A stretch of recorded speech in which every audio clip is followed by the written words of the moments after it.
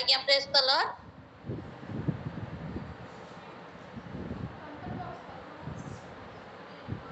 Praise the Lord. କଲକା ଆଜ୍ଞା Praise the ପ୍ରେଜ୍ Lord. ଦ Lord ଆଜ୍ଞା। ଏହି ସମୟରେ ଆମେ ମଣ୍ଡଳୀ ସହିତ ଆପଣଙ୍କୁ ଯୀଶୁଙ୍କ ନାମରେ ସ୍ୱାଗତ କରୁଅଛୁ। ଏହି ସମୟରେ ଆପଣ ଈଶ୍ୱରଙ୍କର ଜୀବନ୍ତ ବାକ୍ୟ ଦେଇ ଆଗାମୀ ସମୟ ଆପଣ କଢ଼େଇ ନେବେ। Praise the Lord. ଅନୁରୋଧ କରିବି ପ୍ରଭୁଙ୍କ ପରିବାର, ପ୍ରଭୁଙ୍କ ଲୋକ, ପ୍ରିୟ ଭାଇ ଓ ଭଉଣୀମାନେ ଆପଣମାନଙ୍କ ଭିଡ଼ିଓ ମଧ୍ୟ ଅନ୍ କରନ୍ତୁ। ମୁଁ ଯେମିତି ଅନ୍ କରି କହୁଛି ଆପଣମାନେ ବି ଅନ୍ କରି ଶୁଣନ୍ତୁ।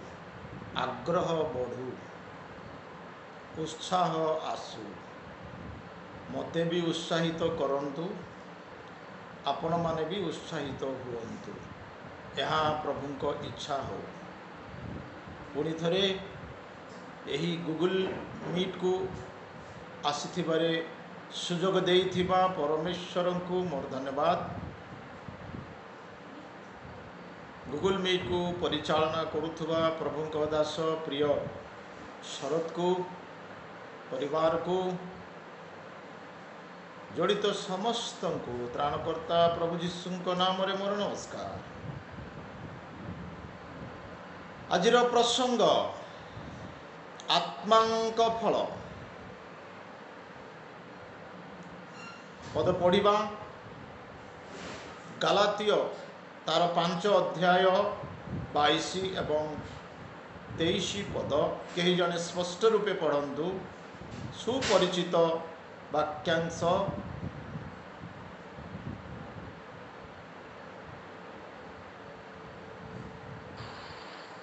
କିନ୍ତୁ ଆତ୍ମାଙ୍କ ଫଳ ପ୍ରେମ, ଆନନ୍ଦ, ଶାନ୍ତି, ଦୀର୍ଘ ସହିଷ୍ଣୁତା, ପରୋପକାରିତା, ଭଦ୍ରତା, ବିଶ୍ୱସ୍ତତା, ମୃଦୁତା ଓ ଆତ୍ମସଂଯମ।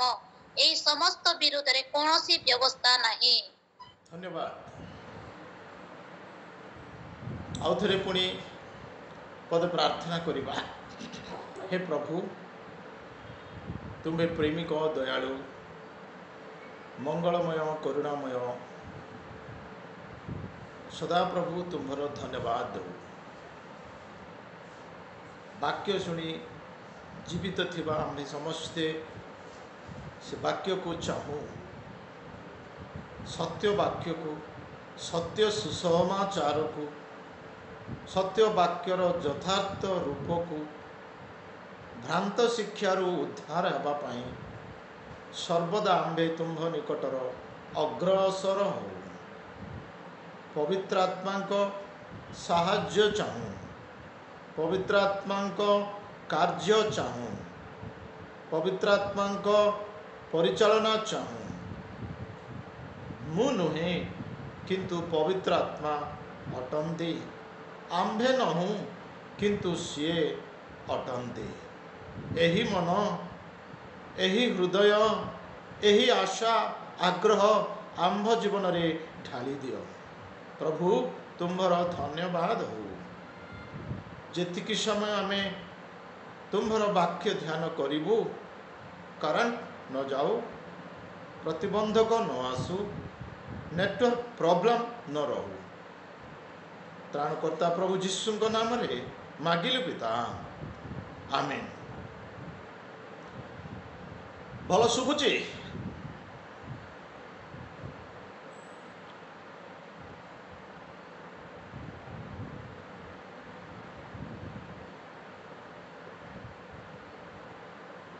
Praise the Lord.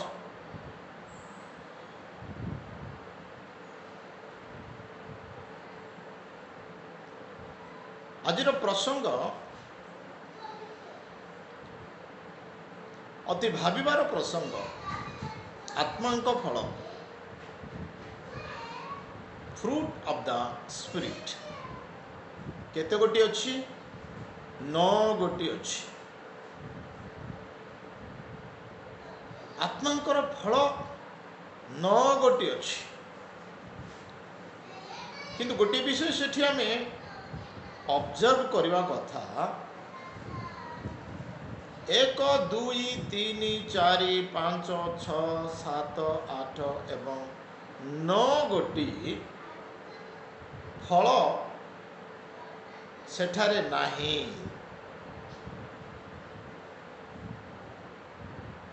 ଗୋଟିଏ ଫଳ ମାତ୍ର ଲେଖାଯାଇଛି,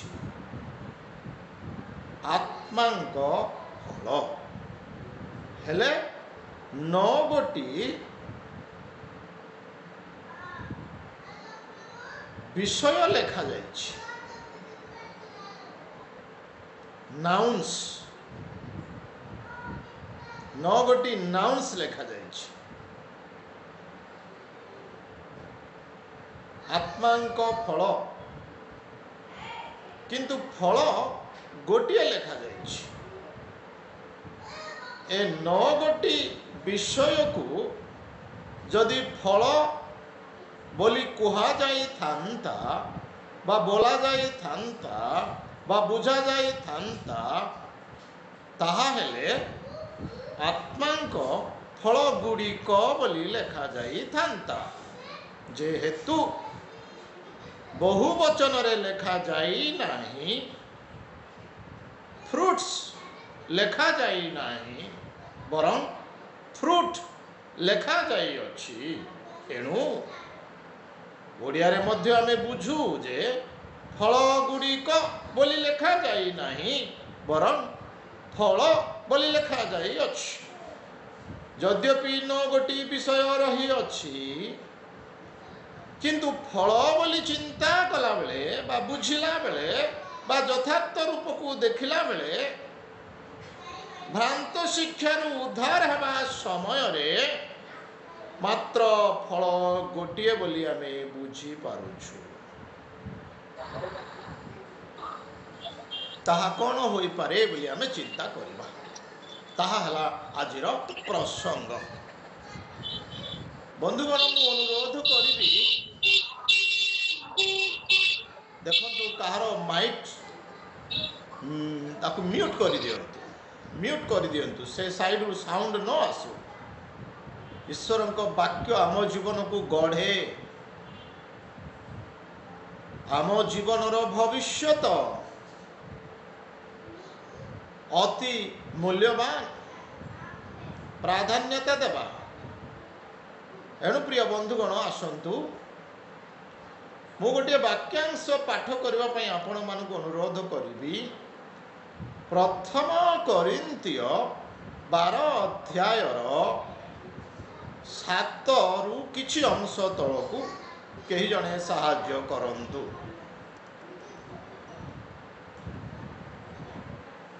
କିନ୍ତୁ ପ୍ରତ୍ୟେକ ଜଣକୁ ଆତ୍ମାଙ୍କ ଗୁଣ ପ୍ରକାଶକ ଦାନ ସାଧାରଣ ହିତ ନିମନ୍ତେ ପ୍ରଦତ୍ତ ହୁଏ।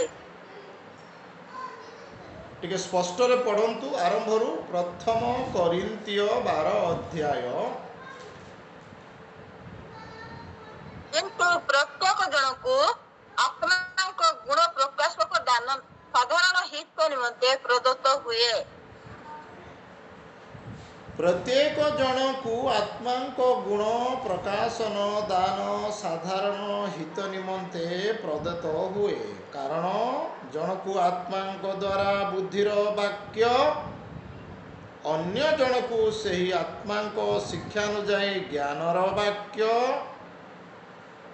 ଅପର ଜଣକୁ ସେହି ଆତ୍ମାଙ୍କ ଦ୍ୱାରା ବିଶ୍ୱାସ, ଆଉ ଜଣକୁ ସେହି ଏକ ଆତ୍ମାଙ୍କ ଦ୍ୱାରା ଆରୋଗ୍ୟ କରିବାର ଶକ୍ତି, ଅନ୍ୟ ଜଣକୁ ନାନା ଶକ୍ତିର କାର୍ଯ୍ୟ ସାଧନ କରିବାର, ଆଉ ଜଣକୁ ଭାବବାଣୀ କହିବାର, ଅନ୍ୟ ଜଣକୁ ଭିନ୍ନ ଭିନ୍ନ ଆତ୍ମା ଚିହ୍ନିବାର, ଆଉ ଜଣକୁ ବିଭିନ୍ନ ପରଭାଷା କହିବାର, ଅନ୍ୟ ଜଣକୁ ଭାଷାର ଅର୍ଥ କରିବାର ଶକ୍ତି ଦାନ କରାଯାଏ।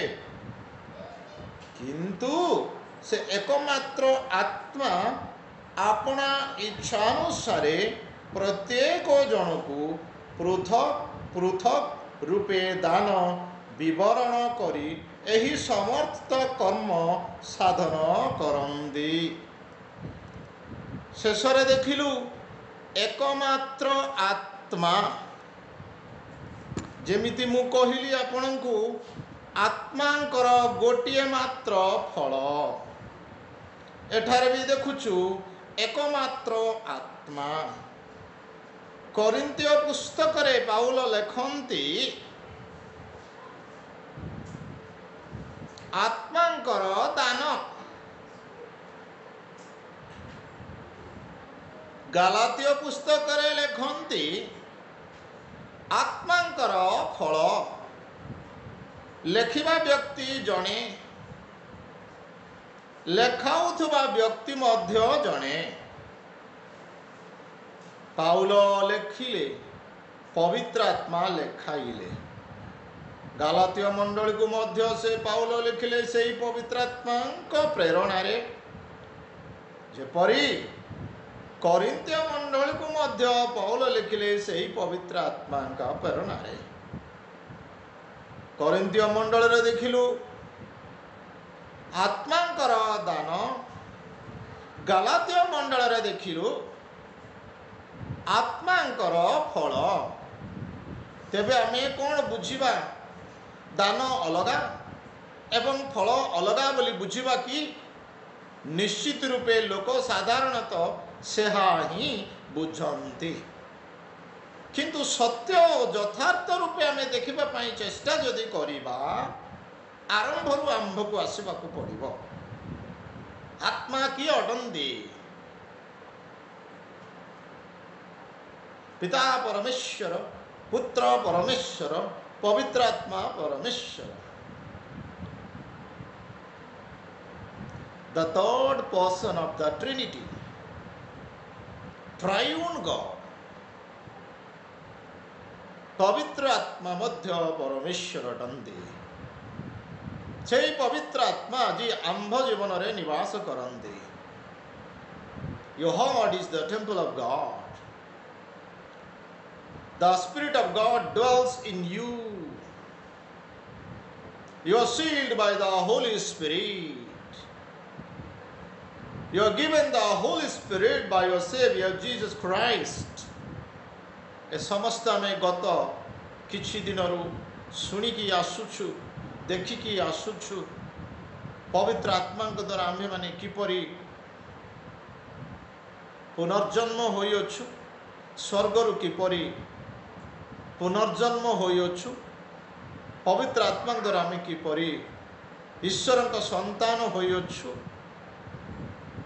प्रिय बंधुगण से पाउल मध्य कहन्ति गालातीय पुस्तक से 2:20 रे मु आउ नुहे से मोठारे अछंदी आज जहाँ पाउल लिखिछंती गालातीय मंडल को बोलंतु कोरिन्थीय मंडल को बोलंतु यद्यपि से आत्मांकर दान एवं आत्मांकर फल भली भिन्न प्रकार लिखिछंती तथापि अर्थ मात्र गोटे आसीबो कारण से गोटे आत्मा मात्र विभिन्न प्रकारे भिन्न भिन्न रूप रे कार्य करंती बोली आमे सुनिलु दुईटी आत्मा नुहंती गोटे आत्मा आउ गोटे आत्मार कार्य कौन शरीरर कर्म जहाँ आमे अन्य दिन रे चिंता करिबा पाप करिबा व्यभिचार करिबा कामुकतारे रहिबा लोभ करिबा शारीरिक अभिलाष चक्षुर अभिलाष लौकिक गर्व से गालातीय पुस्तक 5 अध्याय रे थिबो ताहा सेही आत्मांकर फल नुहे कि ताहा सेही आत्मांकर दान नुहे किंतु ताहा अन्य एक आत्मांकर फल बोली कहले अत्युक्त हब नाही बा अन्य एक आत्मांकर दान बोली कहले मध्य अत्युक्त हब नाही किंतु आज जो प्रसंग आमे चिंता करूछु आत्मांक फल अर्थात पवित्र आत्मांक फल अर्थात जो आत्मा रे आज आपण ओ मु बाप्तिजित होइअछु पुनर्जन्म पाइअछु सेही आत्मांकर दान मो जीवन रे सेही आत्मांकर फल मो जीवन रे ताहा कोन होई पारे बोली ध्यान करूअछु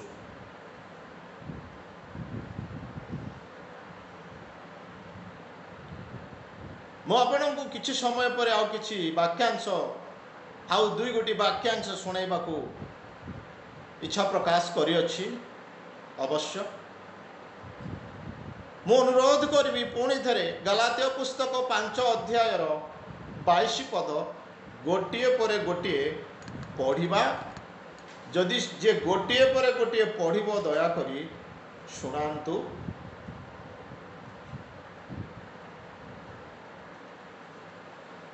କିନ୍ତୁ ଆତ୍ମାଙ୍କ ଫଳ ପ୍ରେମ, ଆନନ୍ଦ, ଶାନ୍ତି, ଦୀର୍ଘ ସହିଷ୍ଣୁତା, ପରୋପକାରିତା, ଭଦ୍ରତା, ବିଶ୍ୱସ୍ତତା, ମୃଦୁତା ଓ ଆତ୍ମା ସଂଯମ, ଏହି ସମସ୍ତ ବିରୁଦ୍ଧରେ କୌଣସି ବ୍ୟବସ୍ଥା ନାହିଁ। ଧନ୍ୟବାଦ। ଟିକେ ରହିବା। ମୁଁ ଗୋଟିଏ ବିଷୟ ସେଠୁ ବାହାର କରିବି, ଆପଣଙ୍କୁ କହିବି। କ'ଣ କହିବି ଜାଣନ୍ତି? ପରୋପକାରିତା। ଗୋଟେ ବିଷୟ ଲେଖାଯାଇଛି ପରୋପକାରିତା, ଅନ୍ୟର ଉପକାର କରିବା, ଅନ୍ୟର ମଙ୍ଗଳ କାମନା କରିବା। ଯଦି ଅନ୍ୟର ଉପକାର କରିବା ଗୁଣ ଆପଣଙ୍କ ପାଖରେ ଅଛି, ତାହେଲେ ଆପଣ ଭାବୁଛନ୍ତି ଯେ ଆପଣଙ୍କ ଜୀବନରେ ଆତ୍ମାଙ୍କ ଫଳ ଫଳିଛି। ମୁଁ ପ୍ରଶ୍ନ କରିବି, କେବେ ଆପଣ ତାହା ଅନୁଭବ କରିଛନ୍ତି କି? ଯେତେବେଳେ ଆପଣ ଅନ୍ୟର ମଙ୍ଗଳ କାମନା କଲେ, ଉପକାର କଲେ, ମୁଁ ଆତ୍ମାଙ୍କ ଫଳ ଫଳିଛି ବୋଲି କେବେ ଜ୍ଞାତ ହେଲେ କି? ନିଜକୁ ସମୀକ୍ଷା କଲେ କି? ନିଜ ବିଷୟ ଅନ୍ୟକୁ ସେୟାର କଲେ କି ବା ବାଣ୍ଟିଲେ କି? ନାହିଁ। କାହିଁକି ନାହିଁ କହୁଛି ନା, ଆପଣ କେବେ ବି ଅନ୍ୟର ଉପକାର ତ କରିଛନ୍ତି ସତ, କିନ୍ତୁ ଉପକାର କରିକି ଆପଣ ରହିନାହାନ୍ତି, ସେଠାରେ ଫାଇଦା ମଧ୍ୟ ଉଠାଇଛନ୍ତି।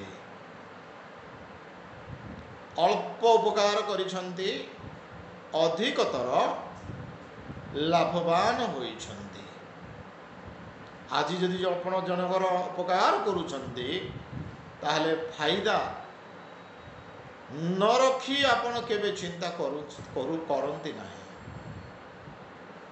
ତେବେ ଆତ୍ମାଙ୍କ ଫଳ ଏହିଭଳି ଫଳିବ। ପ୍ରଶ୍ନ କରନ୍ତୁ, ଫାଇଦା ରଖି ଆପଣ ଉପକାର କରୁଛନ୍ତି? ଅନେକ ବିଷୟରେ ଲେଖାଯାଇଛି ଦୀର୍ଘ ସହିଷ୍ଣୁତା। ଅନେକ ବିଷୟରେ ଆପଣ ସହ୍ୟ କରି ଆସୁଛନ୍ତି। କେତେକାଳ ଆପଣ ସହ୍ୟ କରି ଆସୁଛନ୍ତି? ଯେତେବେଳେ ସହ୍ୟ କରି ଆସୁଛନ୍ତି, କେବେ ନିଜକୁ କହିଛନ୍ତି କି ମୁଁ ଆତ୍ମାଙ୍କ ଫଳ ଫଳୁଛି, ଏଣୁ ମୁଁ ସହ୍ୟ କରି ଯାଉଛି? ଆପଣ କହିପାରିବେ ଆପଣଙ୍କ ସାକ୍ଷ୍ୟରେ ଯେ ଦୀର୍ଘ ସହିଷ୍ଣୁ ହୋଇ ଆସିଛନ୍ତି ବୋଲି? ଅନ୍ୟର କଥା ଛାଡ଼ନ୍ତୁ, ଆପଣର ପରିବାର ମଧ୍ୟରେ, ଆପଣଙ୍କର ରକ୍ତ ସମ୍ବନ୍ଧୀୟ ଲୋକଙ୍କ ମଧ୍ୟରେ ଯଦି ଆପଣଙ୍କୁ କିଛି ଅନ୍ୟାୟ ହୋଇଛି, ତାହେଲେ ଆପଣ ତାକୁ କେତେ ଦୂର ପର୍ଯ୍ୟନ୍ତ ସହ୍ୟ କରିଛନ୍ତି କହିପାରିବେ? ନାହିଁ, କହିପାରିବେ ନାହିଁ, କାରଣ ଆପଣ ସହ୍ୟ କରିନାହାନ୍ତି। ହୋଇପାରେ ସହ୍ୟ କରିବା ପାଇଁ ଚେଷ୍ଟା କରିଛନ୍ତି, କିନ୍ତୁ ଆଗକୁ ତାହା ବଢ଼େଇ ପାରିନାହାନ୍ତି, ବିଫଳ ହୋଇଯାଇଛନ୍ତି।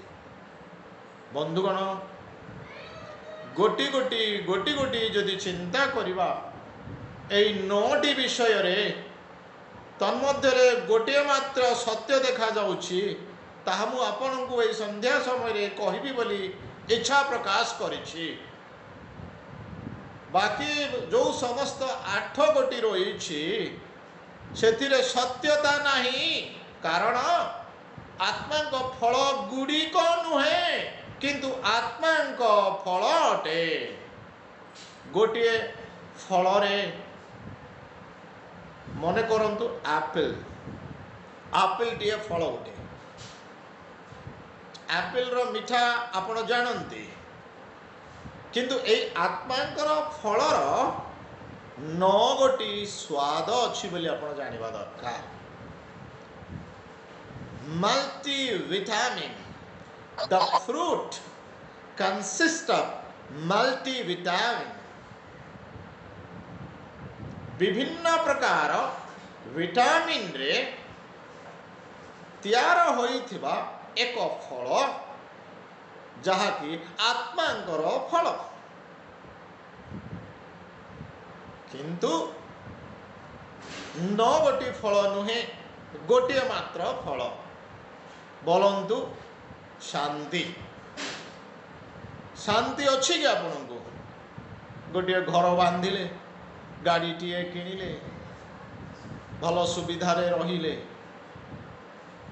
ओडिशा घर महलाटे बांधिला, घर उपरे घर बांधिला, 2टी गाड़ी रखिला। आपण भावुछंती मते केमिति मात्र गोटे गाड़ी गोटे घर, मु केमिति 2टी घर करी, 2टी गाड़ी रखी, महला करी। आपण को शांति रहिला कोठी? दिन राति चिंता करूछंती। 2टी महला पर 3टी महला हो, 3टी महला पर आउ टिके हो, शांति नाही, तृप्ति नाही। आत्मा को फल कौन मु आपन को बुझाया पाई चाहे?